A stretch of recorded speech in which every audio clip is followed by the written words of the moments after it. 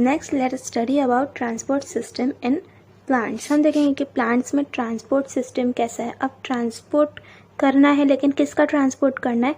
तो दो चीज़ों का, एक तो फूड और दूसरा वाटर। ठीक है, फूड को ट्रांसपोर्ट करना है प्लांट में और वाटर को ट्रांसपोर्ट करना है। ट्रांसपोर्ट मतलब एक जगह से दूसरी जगह लेके जाना है। तो सबसे पहले देखते हैं कि वाटर कैसे ट्रांसपोर्ट होता है। अब यहाँ पे इमेज दी हुई है प्लांट की, तो इसमें आप बताओ कि वाटर जो है, वाटर कहाँ से कहाँ जाएगा? तो वाटर प्लांट को मिलता कहाँ से है? सॉइल में से वाटर मिलता है। इसका मतलब वाटर सबसे पहले रूट्स में आएगा, फिर रूट से स्टेम में जाएगा और फिर स्टेम से लीफ में जाएगा। तो ये वाटर का ट्रांसपोर्ट है। वाटर कहाँ से कहाँ जा रहा है? रूट से लेकर तो लीव्स तक। ठीक है, फिर फूड कहाँ पे जाएगा? फूड जो है वो बनता कहाँ पे? फूड प्लांट को कहाँ से मिलता है? तो प्लांट्स, हमने देखा था कि प्लांट्स जो हैं वो फोटोसिंथेसिस करते हैं। फोटोसिंथेसिस से ही प्लांट्स को फूड मिलता है। अब अगर फोटोसिंथेसिस से प्लांट्स को फूड मिलता है तो वो फोटोसिंथेसिस करते कहाँ पे हैं? लीव्स में। लीव्स में ज़्यादातर फोटोसिंथेसिस होता है, मतलब फूड भी कहाँ पे बना रहे हैं वो? लीव्स में। तो लीव्स में अगर फूड बन रहा है तो यहाँ पे फूड बना, तो जो फूड है वो प्लांट को हर एक पार्ट में चाहिए। तो लीव्स से फूड ट्रांसपोर्ट होता है प्लांट के दूसरे पार्ट में, रूट्स में भी जाएगा, स्टेम में भी जाएगा। ठीक है, तो फूड कहाँ से कहाँ जा रहा है? लीव्स से तो प्लांट्स के बाकी पार्ट्स में। अब ये खुद चल के तो जाएगा नहीं, जो वाटर है वो भी खुद चल के जाएगा नहीं, और जो फूड है वो भी खुद चल के जाएगा नहीं। तो कोई चीज़ है जो इसको हेल्प करती है एक जगह से दूसरी जगह ट्रांसपोर्ट होने में। अगर वाटर की बात करें तो वाटर के लिए एक टिश्यू है जिसका नाम है जाइलम। ये जो जाइलम टिश्यू है ये क्या करता है? वाटर को रूट से लीव्स की तरफ लेके जाता है। और फूड की बात करें तो फूड के लिए एक टिश्यू है जिसका नाम क्या है? फ्लोएम। फ्लोएम क्या करता है? फूड को प्लांट के लीव्स में से बाकी पार्ट्स तक लेके जाता है। ठीक है, तो यही है ट्रांसपोर्ट सिस्टम इन प्लांट्स। अब देखते हैं, take a pumpkin stem having 2 to 3 leaves. एक पम्पकिन स्टेम लेनी है आपको, पम्पकिन की स्टेम जिस नॉर्मल स्टेम लेनी है जिसमें 2 से 3 पत्ते लगे हुए हैं। Cut it under water with a sharp blade. उसको कट कर देना है वाटर के अंदर शार्प ब्लेड से। Take some water in a conical flask and add 7 to 8 drops of ink on it. एक कॉनिकल फ्लास्क लेना है, उसमें आपको क्या करना है? 7 to 8 इंक की इसमें वाटर लेना है और वाटर में आपको इंक डाल देनी है 7-8 बूंद। Put the pumpkin stem vertically in that flask. और उस फ्लास्क में आपको पम्पकिन की स्टेम जो हमने तोड़ी थी ना, जिसमें 2-3 लीव्स लगी थी, वो पम्पकिन स्टेम आपको इसमें डाल देना है। Observe the changes that takes place in it and discuss them in the classroom. फिर आप क्या देखोगे? अगर नॉर्मल यहाँ पे करना क्या है इस पूरे एक्सपेरिमेंट में कि एक कॉनिकल फ्लास्क ले लो, यानी कुछ भी ले लो जिसमें आप पानी भर के रख सकते हो।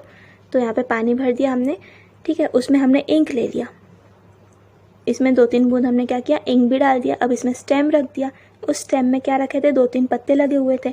तो हमने क्या देखा, जब हमने थोड़ी देर इसको रखा ऐसे ही, तो हमने देखा कि जो पत्ते में ये जो वेन्स लगे होते हैं ना, वो पूरे ब्लू कलर के हो गए। ये वाले जो वेन्स होते हैं ना ऐसे, वो ब्लू कलर के हो गए। इसका मतलब क्या? इंक थी यहाँ पे, हमने ब्लू कलर की इंक डाली थी, तो वो जो इंक है वो रूट से ट्रैवल होकर इस स्टेम के ज़रिए लीव्स में चली गई। तो इस एक्सपेरिमेंट से हमको पता चलता है कि जो इंक वाला पानी था वो रूट्स के ज़रिए या स्टेम के जो नीचे पोर्शन था उसके ज़रिए होते हुए वो लीव्स में चला गया। बस मतलब ये ट्रांसपोर्ट सिस्टम दिखा रहा है। The transport system of plants consist of xylem and phloem. Plants के ट्रांसपोर्ट सिस्टम में 2 चीज़ें आती है, कौन सी? जाइलम और फ्लोएम। अब ये जो जाइलम है और जो फ्लोएम है, ये क्या है? ये 2 टाइप के टिश्यू है। क्या है? ये टिश्यू है। टिश्यू मतलब क्या होता है? Group of sales. प्लांट्स जो है वो छोटे छोटे सेल्स से मिलकर बने हुए हैं, और सेल्स जब ग्रुप बना लेते हैं तो उसको ही हम क्या बोलते हैं? टिश्यू बोलते हैं। तो ये टिश्यू के टाइप है। जाइलम एक टिश्यू है और फ्लोएम भी एक टिश्यू है। The xylem transports minerals and water from the root to all aerial parts of the plants. अब ये जाइलम क्या करता है? वाटर को मेनली ट्रांसपोर्ट करता है, वाटर के साथ साथ मिनरल्स को भी ट्रांसपोर्ट करता है। अब ठीक है, मिनरल्स और वाटर ट्रांसपोर्ट करता है, लेकिन कहाँ से कहाँ तक? तो रूट से तो ये बाकी के प्लांट्स के पार्ट्स तक। The phloem transports the food, that is glucose etc. from the leaves to other parts of the plant where it is either consumed or stored. अब फ्लोएम क्या करेगा? ये फूड को ट्रांसपोर्ट करता है, कहाँ से कहाँ? लीव्स से तो बाकी के प्लांट्स के जो बाकी पार्ट्स है वहाँ तक ये ट्रांसपोर्ट करता है फूड को। ठीक है, जनरली ऐसा पूछते हैं कि जाइलम किसको ट्रांसपोर्ट करता है, तो आपको याद रखना है जाइलम वाटर को ट्रांसपोर्ट करता है और फ्लोएम किसको ट्रांसपोर्ट करता है, तो ये फूड को ट्रांसपोर्ट करता है। Though the plants have a transport system, they do not have a separate digestive or excretory system. अब plants के पास ऐसा ट्रांसपोर्ट सिस्टम तो है अलग से, लेकिन उनके पास कोई डाइजेस्टिव सिस्टम नहीं है, कोई एक्सक्रीटरी सिस्टम नहीं है जैसे हमारे पास है, ठीक है, उनके पास ऐसा कुछ नहीं है। Next, what is chemosynthesis? Which plants produce their food by chemosynthesis? Chemosynthesis क्या होता है? ऐसी एक प्रोसेस जिसमें केमिकल्स का यूज़ करके प्लांट्स क्या करते हैं, अपना फूड बनाते हैं, ठीक है। जब सनलाइट का यूज़ करके प्लांट्स अपना फूड बनाते हैं तो उसको हम क्या बोलते हैं? फोटोसिंथेसिस, ठीक है, फोटोसिंथेसिस। लेकिन जब केमिकल्स का यूज़ करके प्लांट्स फूड बनाते हैं तो उसको क्या बोलते हैं? कीमोसिंथेसिस। तो ऐसे बहुत सारे प्लांट्स हैं जो कीमोसिंथेसिस करते हैं, केमिकल्स का यूज़ करके प्लांट्स अपना फूड बनाते हैं। Which are the different substances excreted by plant and why? ऐसे कौन से अलग अलग सब्सटेंसेस है जो प्लांट्स एक्सक्रीट करते हैं?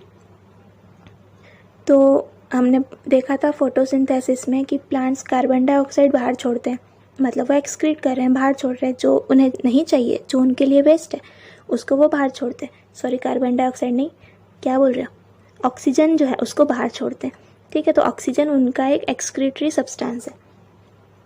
साथ में वो कई बार थोड़ा सा कार्बन डाइऑक्साइड भी छोड़ते हैं बाहर, ठीक है। तो ऑक्सीजन छोड़ रहे हैं O2 मतलब ऑक्सीजन, कार्बन डाइऑक्साइड मतलब CO2, ये बाहर छोड़ रहे हैं, साथ में वाटर वेपर्स को भी बाहर छोड़ते हैं।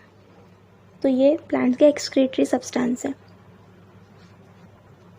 Plant produce carbohydrates by the process of photosynthesis. अब प्लांट्स क्या कर रहे हैं? कार्बोहाइड्रेट्स प्रोड्यूस कर रहे हैं फोटोसिंथेसिस की प्रोसेस से। कार्बोहाइड्रेट मतलब वो जो ग्लूकोज था, ग्लूकोज बनाते हैं ना प्लांट, अपना फूड बनाते हैं, तो ग्लूकोज जो है वो एक तरह से कार्बोहाइड्रेट है। हमने स्टार्टिंग में देखा था चैप्टर के, कुछ मैक्रोन्यूट्रिएंट्स होते हैं, कुछ माइक्रोन्यूट्रिएंट्स होते हैं। जो बॉडी को ज़्यादा चाहिए उसको मैक्रोन्यूट्रिएंट्स बोलते हैं, जो बॉडी को कम चाहिए उसको माइक्रोन्यूट्रिएंट्स बोलते हैं।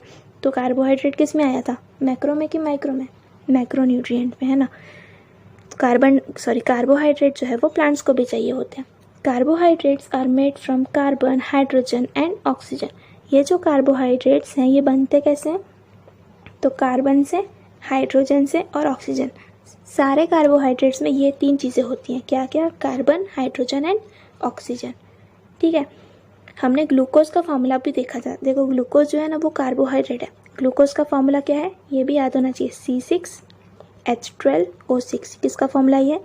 ग्लूकोज का फॉर्मूला है, ठीक है। तो इसमें भी देखो कार्बन है, हाइड्रोजन भी है, ये देखो H, और ऑक्सीजन भी है O, ठीक है। तो हर एक कार्बोहाइड्रेट में आपको कार्बन, हाइड्रोजन और ऑक्सीजन दिखेगा। Proteins are made from carbon, hydrogen, oxygen and nitrogen. जो प्रोटीन्स है वो किससे बनते हैं? कार्बन, हाइड्रोजन, ऑक्सीजन तो होता ही है उसमें, साथ में और एक एक्स्ट्रा आ गया नाइट्रोजन। प्रोटीन्स में नाइट्रोजन भी होता है। तो कार्बोहाइड्रेट्स में क्या होता है? कार्बोहाइड्रेट्स में तीन चीज़ें हैं, कार्बन, हाइड्रोजन और ऑक्सीजन, ठीक है। प्रोटीन्स में क्या होता है?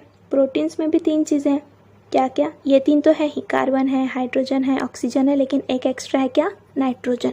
प्रोटीन में नाइट्रोजन भी आता है। How do plants obtain the nitrogen necessary for the synthesis of protein? अब जो प्रोटीन्स बनाने के लिए नाइट्रोजन भी तो चाहिए, प्रोटीन बनाने के लिए हमने देखा नाइट्रोजन भी चाहिए। चार चीज़ों से बनता है ना प्रोटीन, कार्बन, हाइड्रोजन, ऑक्सीजन और नाइट्रोजन।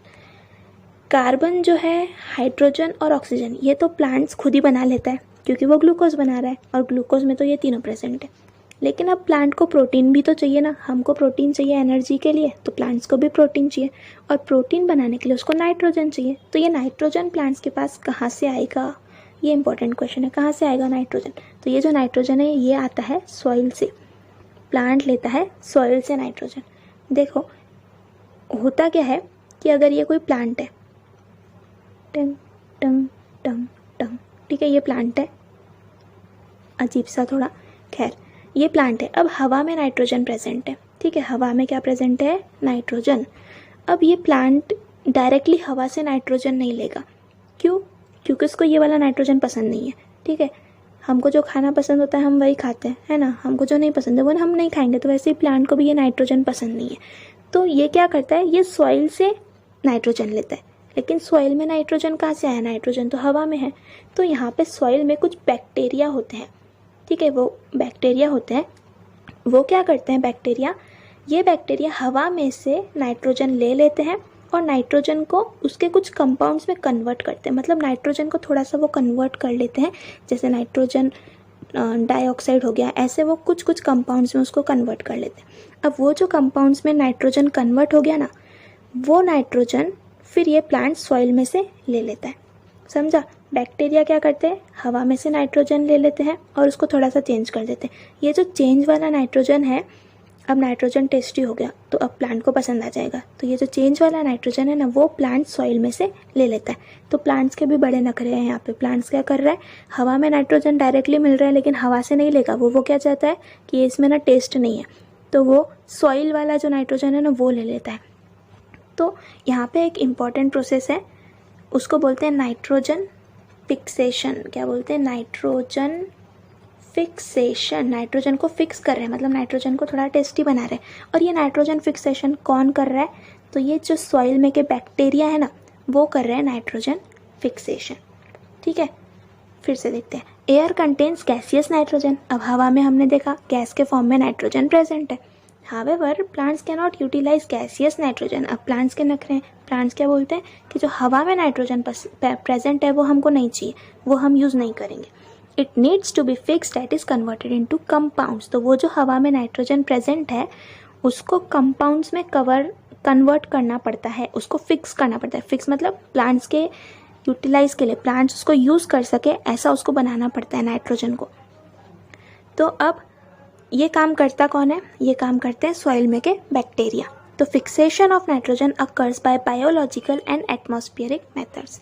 ये इसी को हम क्या बोलते हैं, नाइट्रोजन फिक्सेशन। और ये नाइट्रोजन फिक्सेशन कैसे होता है, कुछ बायोलॉजिकल प्रोसेसेस भी हैं, मतलब कि जो बैक्टीरिया करते हैं, और कुछ एटमॉस्फेरिक प्रोसेसेस भी है, मतलब कुछ एटमॉस्फेयर में भी ऐसी प्रोसेस होती है, वो हम देखेंगे कि क्या होती है। अब biological fixation of nitrogen. Two different types of microorganisms can bring about biological nitrogen fixation. अब दो डिफरेंट टाइप के माइक्रो ऑर्गेनिजम्स हैं, मतलब बैक्टीरिया जो क्या करते हैं, जो नाइट्रोजन को फिक्स करते हैं, बायोलॉजिकल नाइट्रोजन फिक्सेशन करते हैं। Root nodules of leguminous plants contain the rhizobium microorganism. अब जो लेग्यूमिनस प्लांट्स हैं, लेग्यूमिनस प्लांट्स मतलब जिनमें लेग्यूम्स होते हैं, ऐसे प्लांट्स, कुछ दालें वगैरह भी आ जाएंगी इसमें।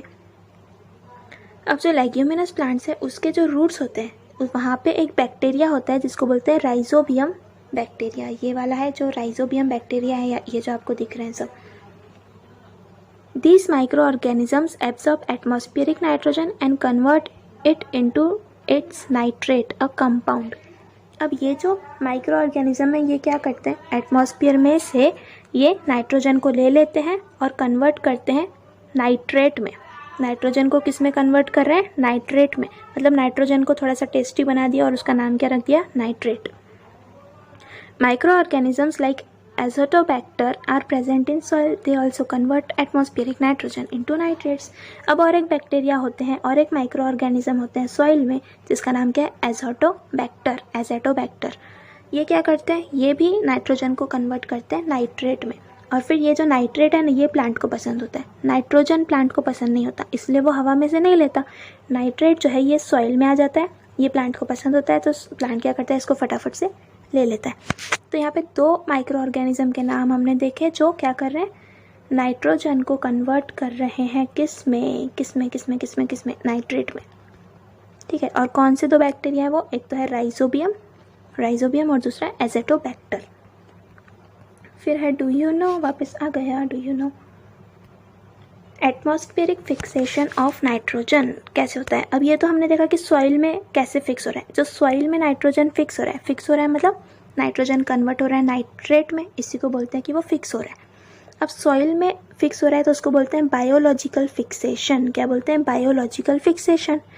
अब हमने देखा कि एटमॉस्फेरिक फिक्सेशन भी होता है, मतलब एटमॉस्फेयर में भी ये फिक्स होता है नाइट्रोजन। तो कैसे, lightning, thunderbolts occur in the rainy season.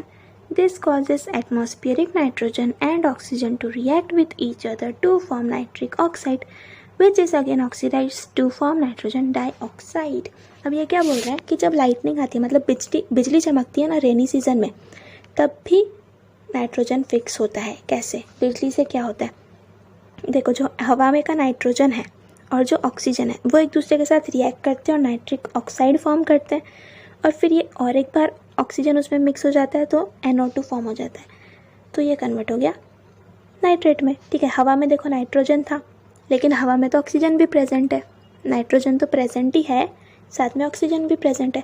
तो जब बिजली चमक रही है, बिजली चमकती है तो क्या होता है कि ये नाइट्रोजन और ऑक्सीजन एक दूसरे के साथ मिक्स हो जाते हैं, तो NO बन जाता है, नाइट्रोजन मतलब N, ऑक्सीजन मतलब O।